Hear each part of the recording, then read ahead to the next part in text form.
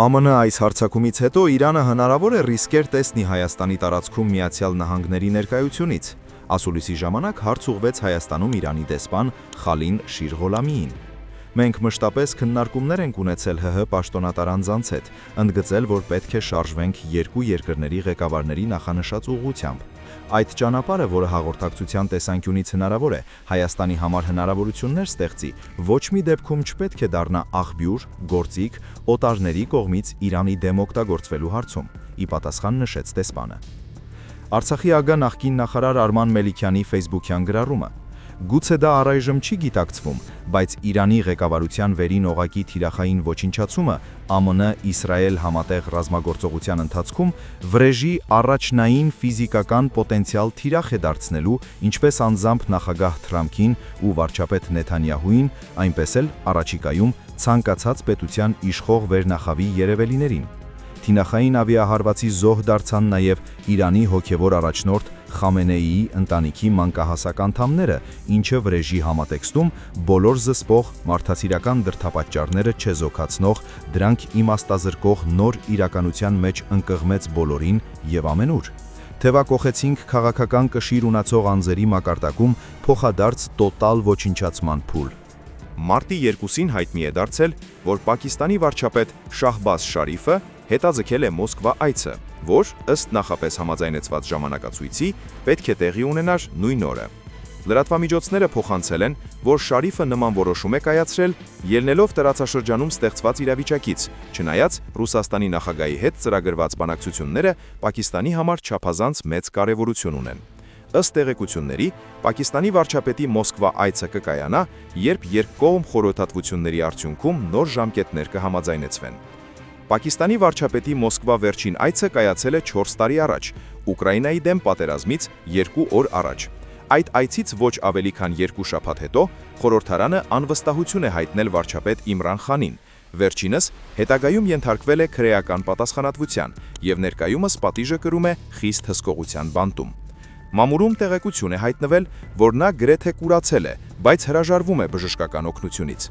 Ռուսաստանի նախագահի հետ կարևոր ինչ հարց պետք է քննարկեր Պակիստանի վարչապետը, ոչ մի տեղեկություն չկա։ Կարելի է ենթադրել, որ ռուս-պակիստանյան հարաբերություններում առաջընթաց հնարավոր է, կապված Հնդկաստանի եւ Ռուսաստանի միջև սառնության հետ։ Պակիստանը Թուրքիայի ռազմավարական դաշնակիցն է եւ ընդգծված սերտ կապեր ունի նաեւ Ադրբեջանի հետ։ Անադոլուն հայտնել է, որ մարտի 2-ին կայացել է Թուրքիայի եւ Ադրբեջանի արտաքին գործերի նախարարների հեռախոսազրույցը, որի ընթացքում Հաքան Ֆիդանը եւ Ջեյհուն Բայրամովը քննարկել են տարածաշրջանի ընթացիկ իրավիճակը եւ այն կարգավորելուն, բախումներին վերջ տալուն ուղղված ջանքերի շուրջ մտքեր փոխանակել։ Ըստ որոշ աղբյուրների, Թուրքիան հրաժարվել է Իսրայելի դեմ Իրանից արձակված հրթիռները իր օդային տարածքում չեզոքացնելու առաջարկությունից։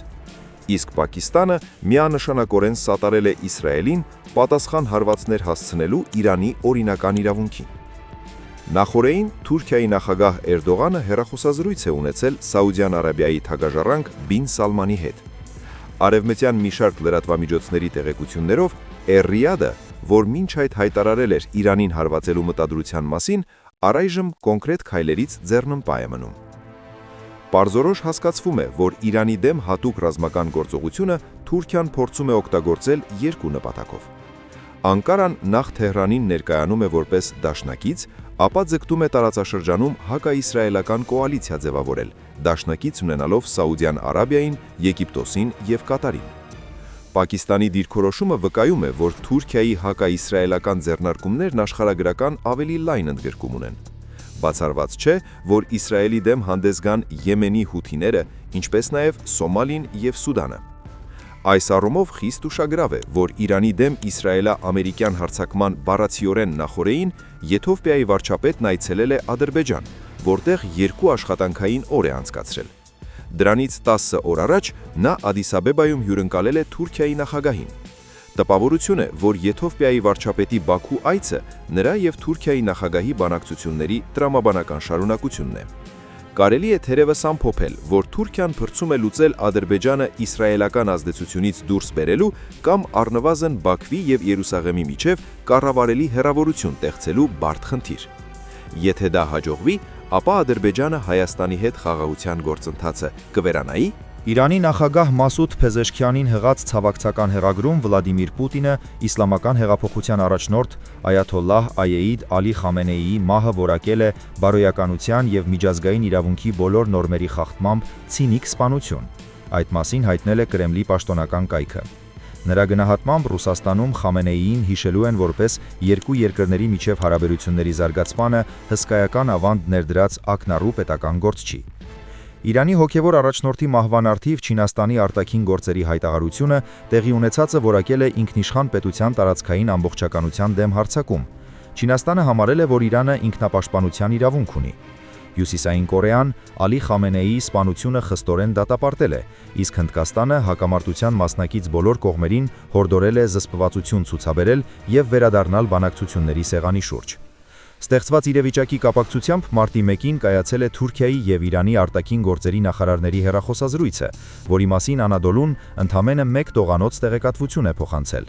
Կողմերի միջև Իրանի Իսլամական Հանրապետությունում իրավիճակի շուրջ մտքերի փոխանակություն են ունեցել։ Ավելի ուշ հեռախոսազրույց են ունեցել նաև Թուրքիայի եւ Օմանի արտգործնախարարները,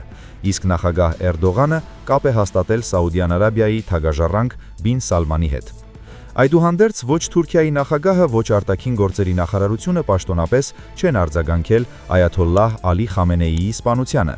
Անկարայի լռությունը խիստ արտարոց է մանավանդ Էրդողան-Նաթանյահու հարաբերությունների լարվածության ֆոնին։ Ըստ երևույթին Էրդողանը դժգոհ է, որ ԱՄՆ նախագահը վերջնական որոշում կայացնելիս հենվել է Իսրայելի գնահատումների վրա։ Իր հերթին Իրանը բավական հաստատակամորեն մերժել է ԱՄՆ հետ բանակցություններում Թուրքիայի միջնորդությունը։ Ի տարբերություն Թուրքիայի, մարտի 1-ի օրվա երկրորդ կեսին Ադրբեջանի նախագահի պաշտոնական կայքը տարածել է Մասուդ Փեզեշքյանին հղած Իլհամ Ալիևի ցավակցական հեռագրի տեքստը, որտեղ նա Այաթոլլահ Ալի Խամենեիի մահը գնահատել է ողբերգական վախճան եւ հավաստիացրել, որ դա խոր վիշտ է պատճառել իրեն։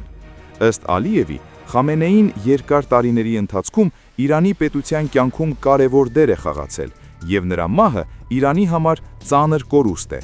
Ցավակցական հեռագրում Ադրբեջանի նախագահը Իրանի ժողովրդին անվանել է բարեկամ եւ եղբայրական ու նրան մաղթել խաղաղություն, կայունություն եւ բարեկեցություն։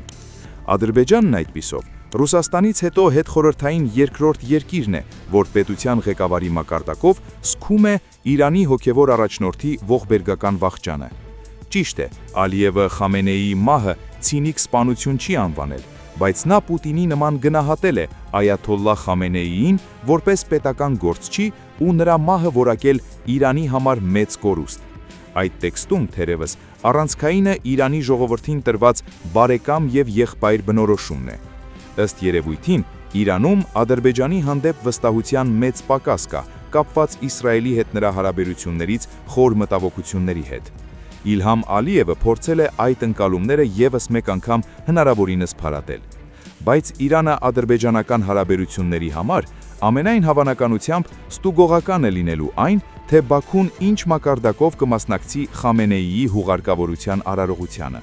Ալիևը նախագահ Ռայիսիի վերջին հրաժեշտին չի մասնակցել, բայց Խամենեին էթնիկ ադրբեջանցի է։